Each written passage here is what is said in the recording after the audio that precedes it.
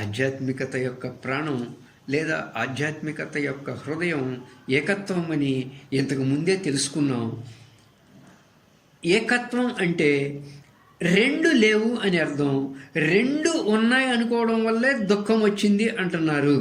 ఏమండి, నేను వేరు ఇతరుల వేరు అన్న ద్వైత భావనయే మన యొక్క ఏడుపుకి కారణం. అయ్యా, ఈ ద్వైత భావనే అన్ని కష్టాలు, అన్ని రాగద్వేషాలు, ఈ అరిషడ్ వర్గాలకు అన్నిటికీ కారణం నేను వేరు ఇతరులు వేరు అన్న ద్వైత భావన. దీనికి వేరే మందేమి లేదయ్యా.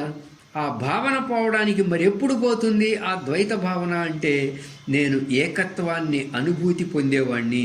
ఏకత్వం ఏర్పడినప్పుడు, సమత ఏర్పడినప్పుడే ఆ యొక్క ద్వైతం పోతుంది. ద్వైతం పోతే దుఃఖం పోతుంది. ఏకత్వం ఎప్పుడైతే ఏర్పడుతుందో, ఏకత్వం ఏర్పడినప్పుడు ఈ కనబడే దృశ్యమంతా కూడా మనసు కల్పించుకున్నది. మనసు ఉంటేనే ఇది ఉంటుంది, మనసు లేకపోతే ఈ దృశ్య భావన ఉండదు. ఇదే మిథ్య అంటే. ఇదంతా మిథ్య అని తెలిసినప్పుడు మాత్రమే ఆ ద్వైత భావన పోతుంది.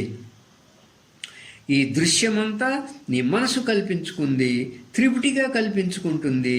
నేను వేరు ఇతరుల వేరు అన్న భావన తీసుకువస్తుంది నీ మనసే. ఇది మిథ్యాభావం. ఈ మిథ్యాభావం వల్ల ద్వైత భావన ఏర్పడింది. ద్వైత భావన వల్ల దుఃఖం కలుగుతుంది. ఎప్పుడైతే ఆ మిథ్యాభావం పోయిందో, అంటే ఏకత్వం ఏర్పడుతుందో, ఎప్పుడైతే ఏకత్వము, సమత, సాక్షితత్వం ఏర్పడిందో అప్పుడు మాత్రమే మనకి ఏ దుఃఖము ఉండదు, మృత్యు భయం కూడా ఉండదు. ద్వైత భావనే దుఃఖానికి కారణం. అంటే నేను ఏకత్వాన్ని అనుభూతి పొందుతున్నాను. ఎలా ఏకత్వాన్ని అనుభూతి పొందడం అంటే, ఒక మూల దృష్టి ద్వారా, ఒక మహాసూక్ష్మ దృష్టి ద్వారా, ఒక త్రికాల దృష్టి ద్వారా మనం ఎప్పుడైతే ఏకత్వాన్ని అనుభూతి పొందుతామో, అంటే ఇక్కడ ఇంతమంది రూపంలో ఇక్కడ మనం రైతు బజార్లో కలుసుకున్నది ఒకే సాక్షి చైతన్యం. అలాగే ఇంతమంది రూపంలో మనం ఎక్కడో బస్ స్టేషన్లోనో, రైల్వే స్టేషన్లోనో, పెళ్లిలోనో ఎక్కడో కలుసుకున్నది కూడా ఇంతమంది రూపంలో ఇక్కడ ఉన్న వాళ్ళందరూ కూడా ఒకే చైతన్య స్వరూపం. వ్యవహారం కోసంగా వాడికో పేరు వీడికో పేరు మనసు పెట్టుకుంది, కానీ ఉన్నదంతా ఒక్కటే. ఏకత్వమే ఏకత్వమే ఏకత్వమే అది తెలుసుకోవాల్సింది. ఏకం ఏవ అద్వితీయం బ్రహ్మ.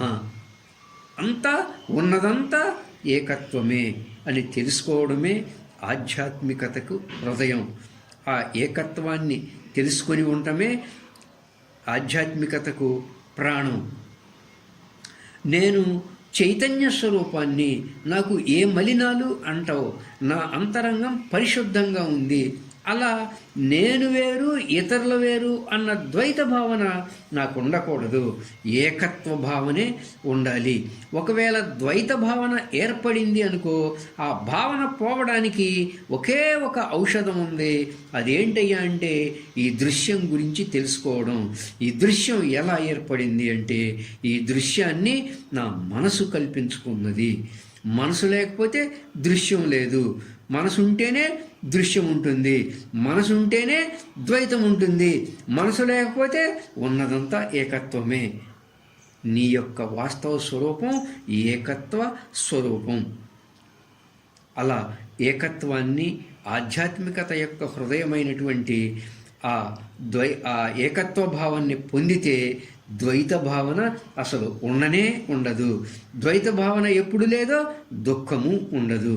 అలా నా వాస్తవ స్వరూపం, మీ వాస్తవ స్వరూపం, అందరి వాస్తవ స్వరూపము ఏకత్వమైనటువంటి విశ్వ చైతన్య బ్రహ్మమే అని తెలుసుకున్నటయే ఇక్కడ ఆధ్యాత్మికత యొక్క ప్రాణం, ఆధ్యాత్మికత యొక్క హృదయం. నమస్తే సార్.